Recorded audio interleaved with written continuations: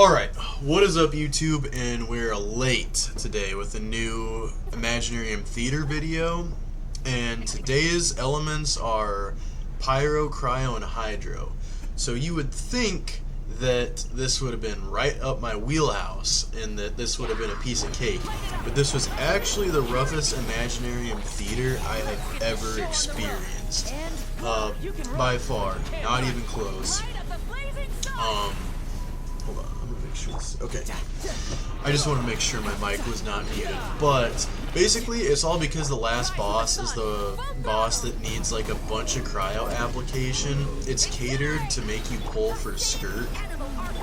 So, you've probably seen by the title, this is a SKIRK-free Imaginarium Theater, Visionary Mode, 10-star clear, no SKIRK. Instead we're using Ayaka, and we're also using a couple other cryo characters. So you're going to want to save up at least 3, if they're, you know, mid cryo units like mine, or 2, you know, if you got SKIRK or ESCOFFIER or whatever that new cryo support's name is. This is also a ESCOFFIER free guide. So if you didn't invest into cryo after Inazuma, this would be a good guide for you. So you're going to need some cryo for Act 10. You're going to need a lot of Hydro, or at least a Hydro that can hit a flying target in Act 7, because it's that big Phoenix thing. And if you have Farina, that's perfect. Elan could, you know, hit it with Hydro Bow. I imagine Ayato could, you know, rain down Hydro application using his ult. There's a couple different ways you can do it. Hydro's also really good on this particular act right here against these fireballs. Hold on, gotta take a sip of my protein shake. I had this video done, or I had the gameplay done at 1 p.m. But then I had a workout I had to do. The traffic was really bad on the way back from the workout. Now it's 5 p.m. that I'm doing this recording. So a pretty stressful day. Would have loved to have had this video out a lot earlier, but such is life. And this Imaginarium Theater and kind of Genshin as of late has made me consider potentially quitting Genshin, because it's just so hard to cope without the current meta characters. I've talked about this a lot, probably not going to keep talking about it because I don't want to beat a dead horse, but just know that like the Genshin videos could become limited, at least for now, because in terms of making content, it's harder to make content, for sure. I can still get on and still save up Primo Gems for a character that I actually like, that fits the meta, whenever that may be, because the meta is always changing. If I bit right now and pulled for a character now, just because of the meta, it would get power crept in no time at all. I'm sure we're going to see that happening with Mavwika and Sitlali, that combo. Or just, whenever they add the cryo region, there's probably going to be a new mechanic that you have to pull for, and it's just going to completely throw off everything, and teams you did build are going to become a little less meta, a lot less usable.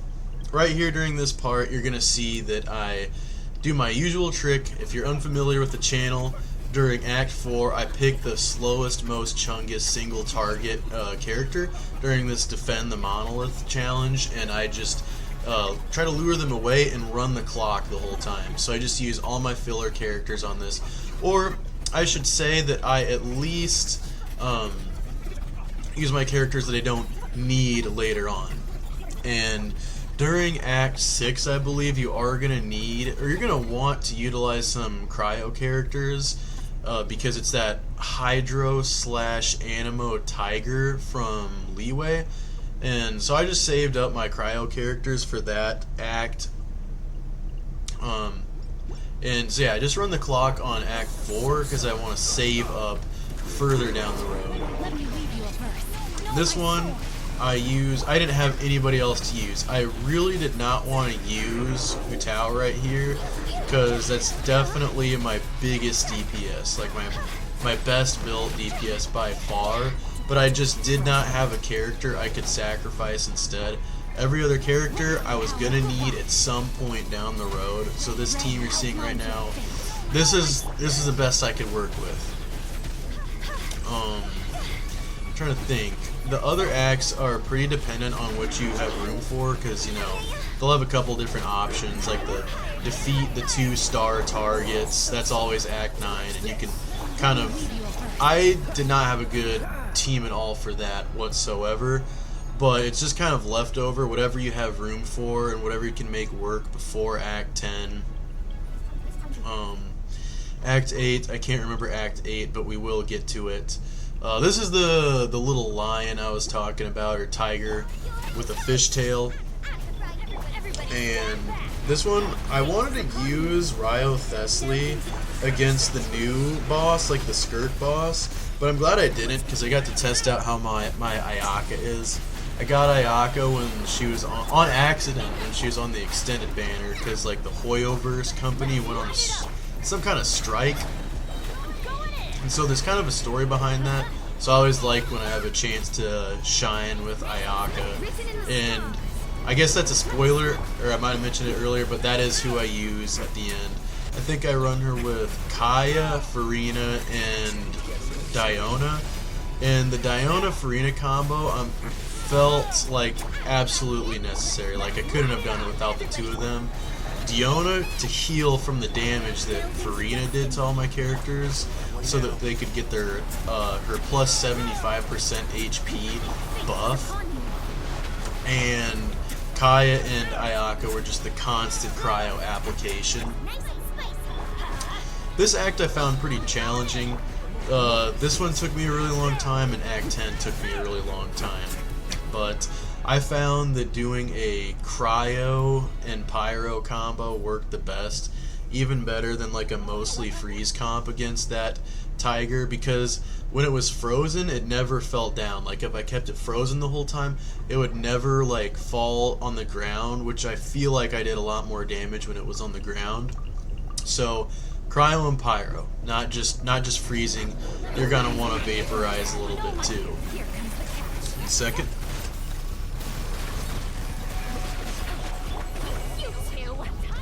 I picked this one right here because I had a couple Hydro characters I could waste against these Heralds, and I'm glad I did. This whole thing took me multiple hours, probably 4 different attempts, because I would always pick the wrong choosable, like a non-boss fight, always pick the wrong one. Always ended up wasting a character I would have needed later on. And that's basically what I do with Sitlali. There was definitely another option that would have worked just as well, since I already had the Rosaria crit rate buff and the double Hydro, with a lot of Hydro application to break through these guys' shields. I did not need Sitlali at all, and I definitely fumbled by using her this early. But it worked out, because I do think Diona worked a little better than Sitlali on when I had Farina on my team, because I did need a healer in Act 10. So it kind of balances out a little bit. It took me a couple tries to figure that out. This is the Phoenix guy that you want Farina for. Farina definitely works the best, and if you have Novelette, that would be huge for this one as well, because I'm pretty sure he has a lot of pyro resistance. I'm not talking about in the pyro shield form either. I just mean in general. I noticed my Hu Tao is doing so little damage compared to what she usually does. So I'm led to believe that even though I had a really good vaporized setup going here, I still wasn't doing that much damage. But say if you got a team with like Novelette, Farina, Kazuha, and just some other Randomon, maybe Shieldin, you should just smoke this round, like absolutely obliterate this thing. Because I'm noticing most of my damage is being done by my Hydro units, but the Tao is not putting up quite the best numbers herself, which is pretty out of the ordinary. And I don't think I've had the same problem with this boss before, but I have this time. Alright, what else to yap about on Genshin today? I kind of want to upload more often on this channel, like little silly Genshin things, but like I was saying, from a content perspective, Genshin's getting really bad for the middleman. For the high-end whale, or whoever is the person that can really clear the content they're putting out, even in challenges, like there's a challenge that's basically like you get artifacts, you fight these bosses, 3 bosses. One of them's that magma slug, one of them's the hydro ogre, and another, I don't even freaking know the other one. But you can basically milk a reward from it, like it's like a bonus artifact domain or something like that. I don't know how it works. I just wanted to fight the bosses, and I can't fully clear those bosses with the teams I have right now, and I'm very blessed with this account.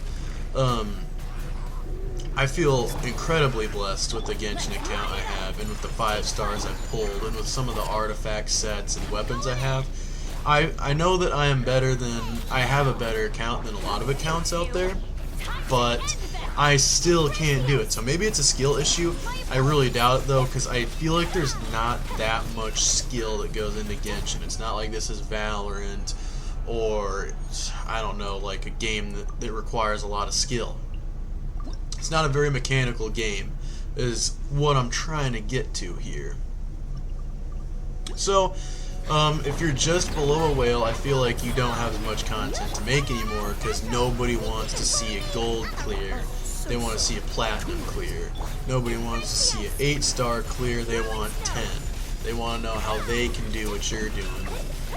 So I'm hoping this video falls on the right eyes and ears, because we did manage to do this without SKIRK or escoffier, and all it took was a lot of patience and some sanity.